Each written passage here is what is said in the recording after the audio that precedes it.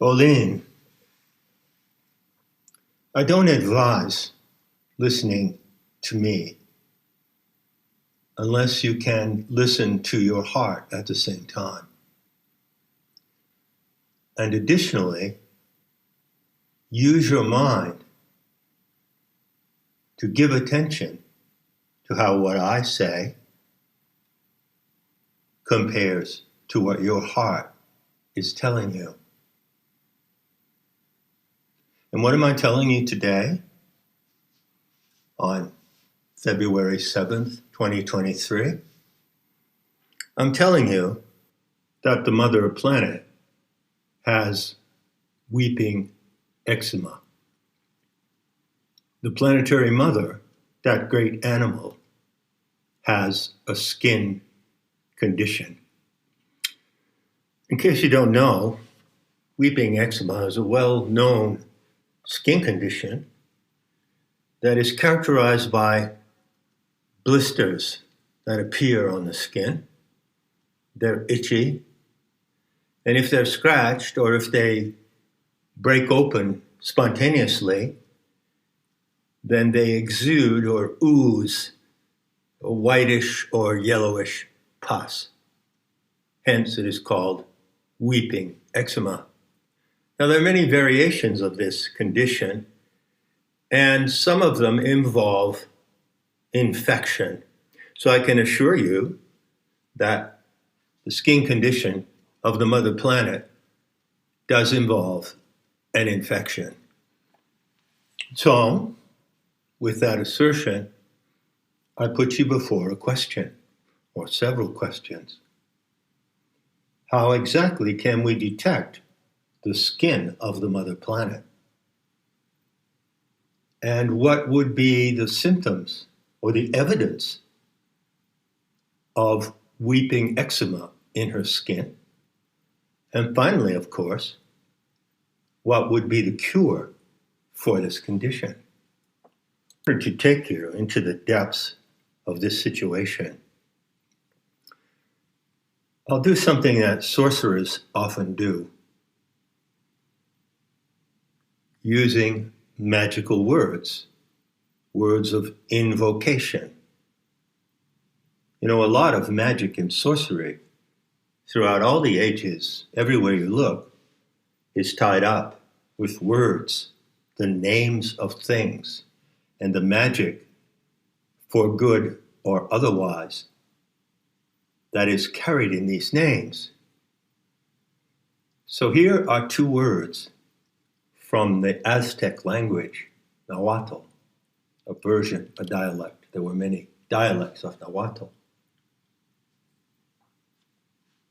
And they are the words that a sorcerer would use to conjure into your minds the neuro-linguistic channels that open your mind to what I'm talking about. Nanahuatzin and Xipe Totek. Nanahuatzin, Xipe Totek. Those are names of Aztec deities, and they are intimately connected with the complicated, highly complicated scenario of El Quinto Sol, the fifth sun, you see. They are inherent to the mythological narrative of the fifth sun, which I am not going to repeat, and I will make no attempt to teach you that narrative or to interpret it. I will simply draw some cues and clues encoded in that narrative to your attention, if you don't mind. Or even if you do, WTF. There's nothing you can do about it if you heard those words, you say. They're now in your NLP. And they will do what they do under the direction of a sorcerer who knows how to use them. Now, these two deities are connected with the main themes of the narrative of the fifth sun, which is the age in which we live. Olin, earthquake, movement, change of heart. And among those themes and motifs, you find sores on the face, the flaying of skin, pestilence, and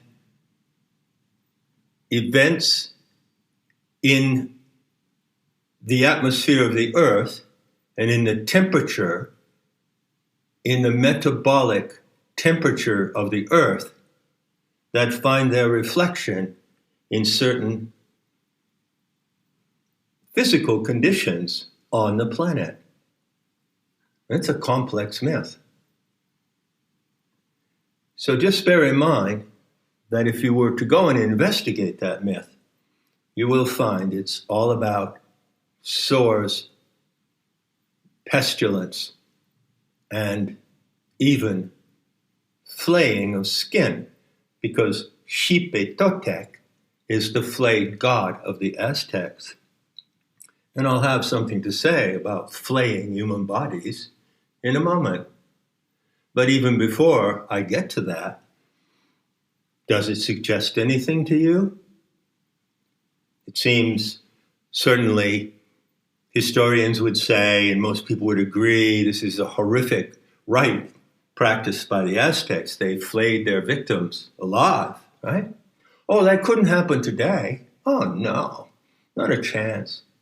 It couldn't be that anyone in our world today, any sane human being, would be willing for a high price to flay alive another human being. And even more bizarre, how about human beings, human animals, people, even young people who go before the sacrificial knife voluntarily to be flayed of their body parts? Oh, that could never, ever happen in our time. Anyway, I digress. Now I'm going to take a moment to do something that might appear rather silly. Back some years ago, when I did a series of YouTube talks called Mandela Effect Decoded, I brought up a phenomenon which I called Sophianic baby talk.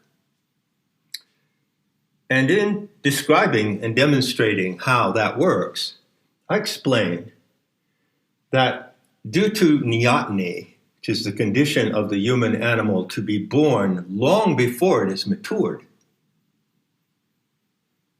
the frontal cerebral cortex of the human animal is highly vulnerable and highly immature for a long time. And you can describe the development of the frontal cortex by dividing it into two stages, the pre-verbal stage and the post-verbal stage.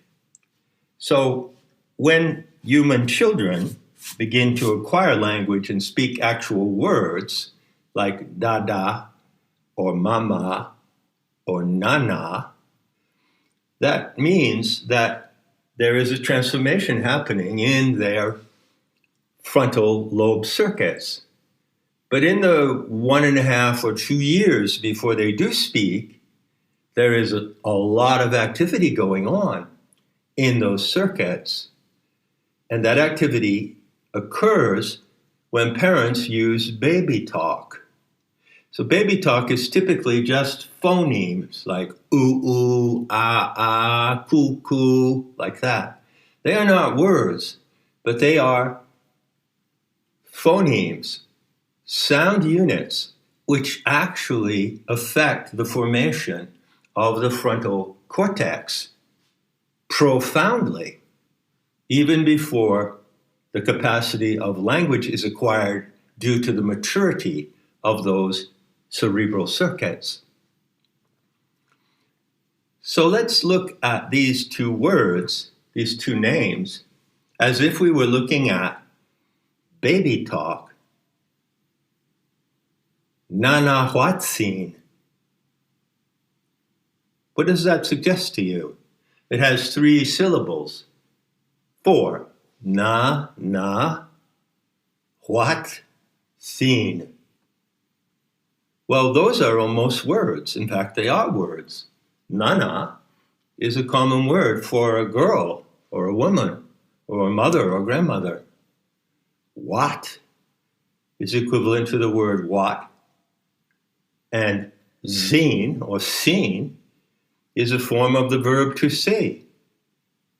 So you could put that name into a question, and you could put that question to your supernatural, non-human mother, the planet, and you could ask her, Nanahuatzin. Nana, what do you want us to see? And she might answer, I want you to see that I have weeping eczema. Now let's go to the next name, Xipe Totek. It's spelled X-I-P-E because the X in transliteration of the Nahuatl is a SH sound. Xipe Totek. Well, what do you hear in there? It's baby talk. But there is a word there, maybe a couple. Certainly there is the word sheep. Then there's the word A, the letter A. I'll get to that in a moment. What does A stand for? Well, it stands for the word that defines humanity as a species, the anthropine species, Xipe. And then you have Totek. What is Totek?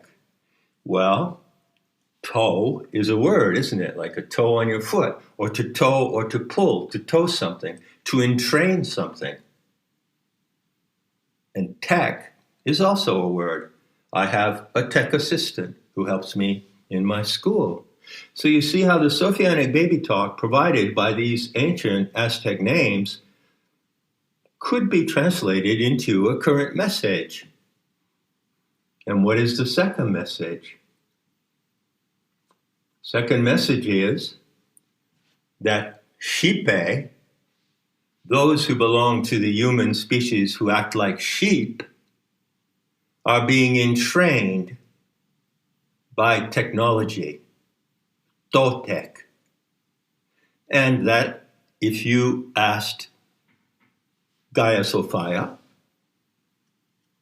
please explain Xipe Totek to me, she might say, well, I'm trying to tell you that that imaginary number in the billions of human animals who act like sheep, and they are therefore just followers, are being told or entrained by tech, by technology. And she might add, because she is a wise and generous goddess, that this phenomenon, this event that is happening, is actually the cause of her weeping eczema. So there in those 2 names, there's a lot of encoded information. And you don't have to go back and look at the Aztec codices in order to draw the wisdom of the Aztecs to your attention. Because if that wisdom, like any other ancient wisdom, ever was valid, then it is valid today in the context of contemporary life. And that's the challenge to understand. Not what it meant before, but what it means now, right now. At 14 minutes, I'm going to close this YouTube preview of the talk, but I advise you, as before, that you can find the talk, complete talk, for free on Nematta in Planetary Tantra. And I will also caution you about what's coming. It's a good practice in this case that I preview the talk and continue it elsewhere, because what I have to tell you in these talks could probably not go on YouTube or almost anywhere else on the internet. I begin in the second talk about how to observe the affliction of weeping eczema. And then in the third talk, again on the theme of the fifth son, I'll get to the cure. And I caution you beforehand that it's likely that the cure is not something that will come easily to you. And you might find when I get to that talk that you have a resistance to hearing about the cure for the great mother's weeping eczema. So it's a test of your sanity, your sobriety, a test of your moral fiber, and a test of your courage